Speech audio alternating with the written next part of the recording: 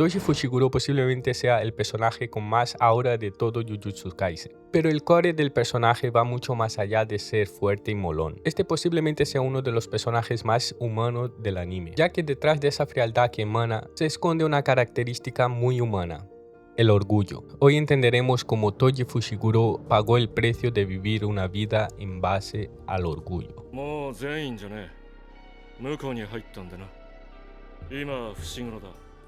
Toji no nació malvado, nadie lo hace. Su mayor problema fue haber nacido en el lugar equivocado con el don equivocado. En el mundo de Jujutsu Kaisen, pocas personas nacían con poder maldito, por lo que eventualmente esas pocas personas privilegiadas se unieron y formaron lo que ahora conocemos como las tres grandes familias, para poder mantener el linaje puro y así asegurarse que sus descendientes heredasen el poder maldito. Y Toji nació en el clan Zenin, uno de los clanes más tradicionales. Como acabo de decir, toda la idea de que esas familias hayan nacido ha sido por la idea de mantener el poder maldito, y los Zenin son los más conservadores.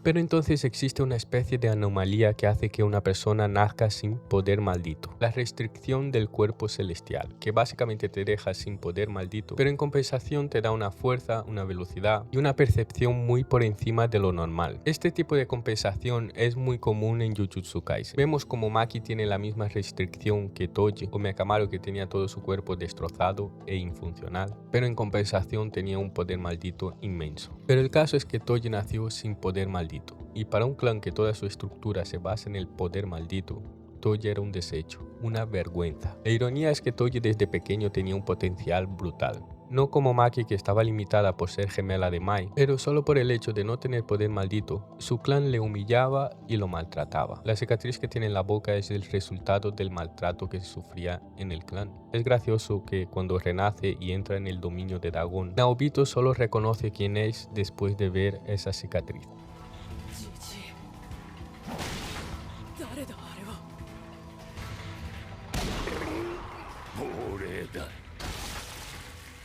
Y cuando tu infancia es basada en la humillación, tu mente aprende a defenderse, intentando pasar desapercibido. Sobre todo aprendes a no depender de nadie. Y ahí nace el orgullo de Toji, un niño que le negaron su valor desde que nació. Ahora busca probar su valor a cualquier costa, pero no necesariamente lo quiere demostrar al clan. Quiere demostrárselo a sí mismo, que es capaz de ser el más grande sin la necesidad de eso que todos valoran: el poder maldito. Por eso, en vez de buscar redención o venganza como lo hizo Maki, Toji se va y busca forjar su existencia al margen de todos, como asesino, como un hombre que solo responde a sí mismo. Y por eso Toji encaja perfectamente en el rol de mercenario, porque como mercenario no tienes que merecer nada, solo tienes que ser efectivo. Entonces Toji no es solo mercenario por profesión. Yo lo leo como un reflejo de la filosofía de vida que Toji adoptó, pero ese rol, al mismo tiempo que te protege, se convierte en una prisión, porque esa filosofía de vida no nació de la inspiración, nació de la desesperación. Este es un concepto que se me quedó grabado, aunque no me acuerdo dónde lo escuché. Pero resumiéndolo, se basa en que tus acciones o tus intenciones pueden venir desde dos lugares: de la inspiración, que nazca desde la serenidad y la pasión, o desde la desesperación, cuando nace de impulsos y traumas. Pues esa identidad de Toji es construida desde la desesperación, lo que significa que ahora está atado a esa condición, a la de no depender de nadie, a la de demostrar y a la de que no le importa nada.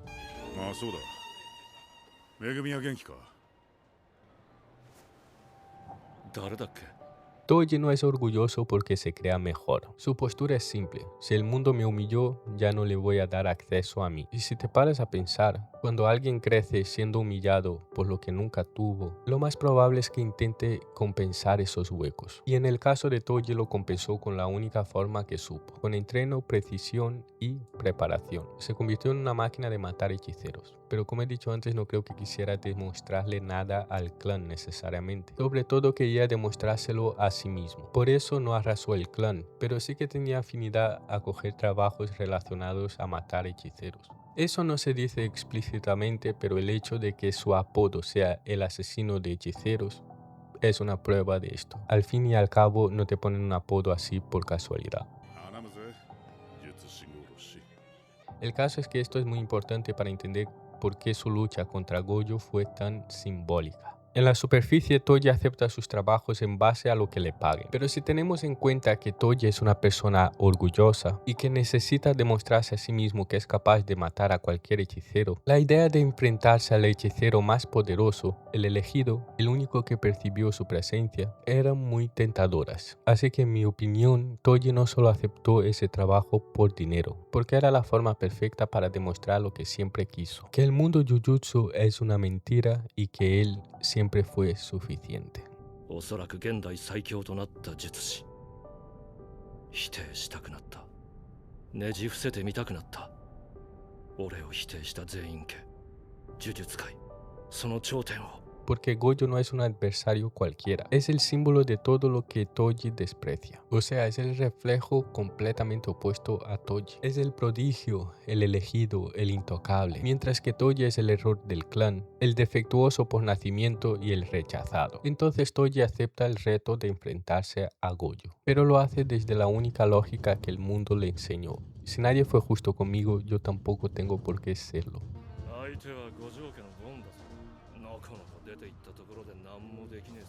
De ahí la preparación absurda de Toji. Él hace un plan milimétrico para alcanzar a Gojo y cogerlo desprevenido. Toji no busca una pelea justa, busca que el intocable sangre. Al fin y al cabo es un mercenario profesional y su trabajo es matar al recipiente.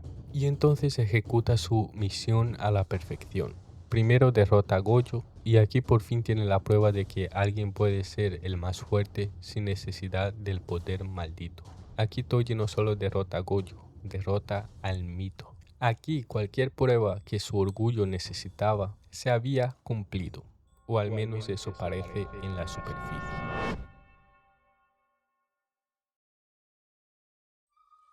Porque después de matar a Gojo, Toji mata al recipiente, directo al grano, porque así funciona la mente de Toji, desde la ventaja, desde cumplir. El rol de mercenario es parte de él, por eso solo se permite hablar y fardar después de haber cumplido con su misión, de haber conseguido la victoria.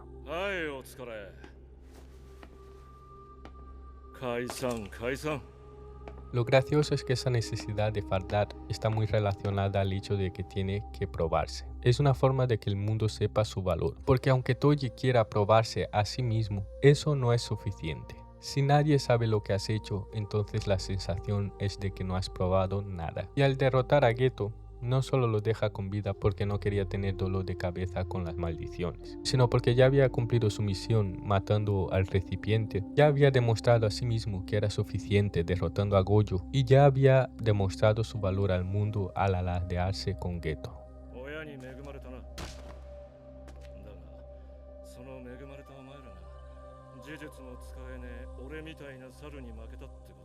Pero no todo es un mar de rosas, sobre todo cuando hablamos del orgullo, porque el orgullo te protege y te hace más fuerte, pero también te condena en ciertos aspectos, y lo podemos ver en el vacío que siente después de derrotar a Gojo y de ser rechazado por el tío que le contrató.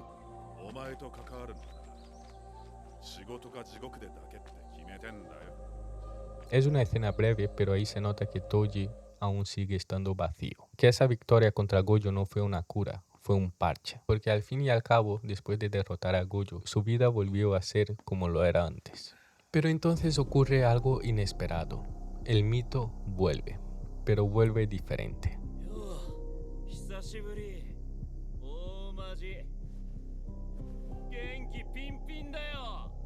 Y Toji comete el mayor error que alguien puede cometer cuando vives del orgullo. Subestima. Subestima el hecho de que alguien como Gojo haya superado la muerte. En ese momento Gojo ya no es el elegido, no es el que la vida le dio todo. Ahora es un hombre que vio la propia muerte con sus ojos y sobrevivió. Ahora Toji está peleando contra alguien que descubrió sus propios límites y los rompió.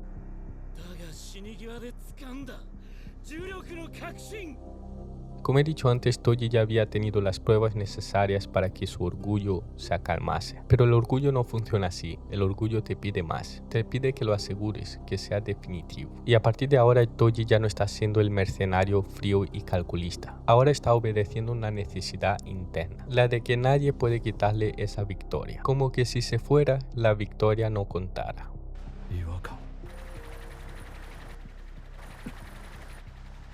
はあかん。 Aunque todo su instinto le decía que algo estaba mal, que no podía ganar, Toji se queda y por su orgullo muere. 自分を肯定するためにいつもの自分を曲げちまった。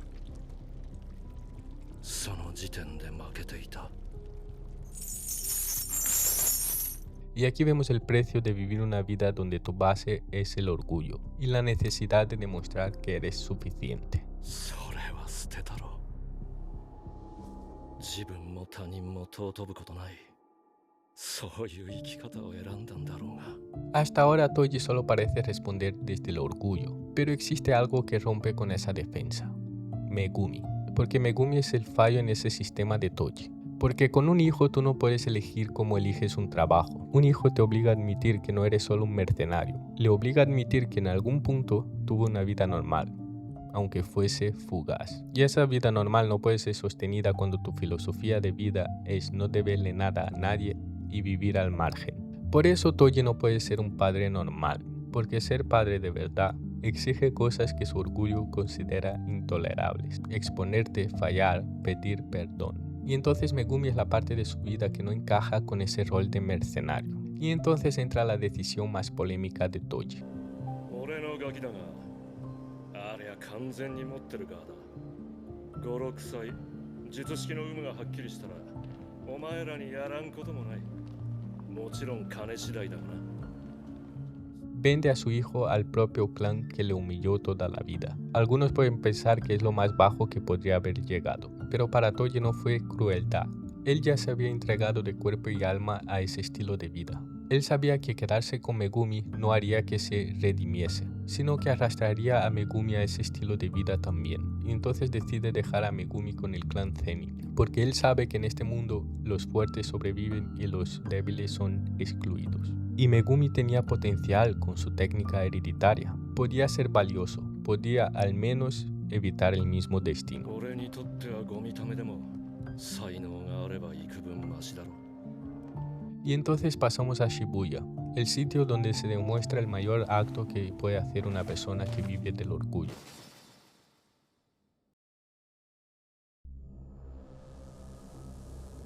Toji no regresa como un héroe o como un villano, ni siquiera como alguien que tiene cuentas pendientes. Regresa como un objeto. La técnica de la vieja lo invoca usando el cuerpo de su nieto, como quien llama un arma antigua para un trabajo sucio. Y esto es una ironía cruel. El hombre que construyó toda su vida para vivir al margen de los demás, vuelve exactamente como algo que se usa para el beneficio de los otros. Pero ocurre algo que nadie había previsto. El cuerpo celestial restringido de Toji es tan absoluto que supera la técnica. Su físico no es un simple recipiente, es una identidad en sí misma, y el alma del nieto desaparece.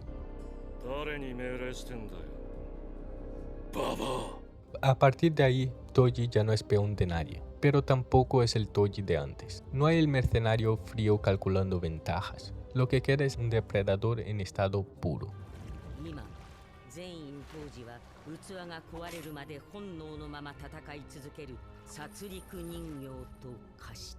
Se mueve por instintos, busca al más fuerte del lugar, no porque necesita demostrar algo, sino porque su cuerpo solo reconoce un lenguaje, el del combate.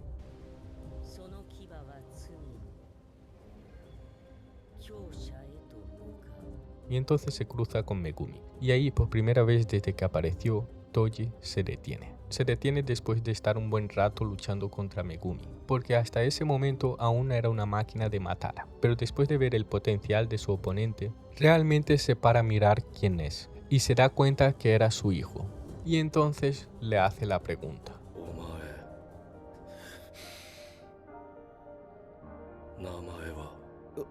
Y cuando escucha Fushiguro, Toji siente un alivio. No es un momento bonito de redención. En ese instante entiende que Megumi no terminó en el mismo lugar donde él se rompió. Y en ese momento Toji deja de ser movimiento sin dirección y pasa a realmente tener control sobre su orgullo. Y entonces se desvive.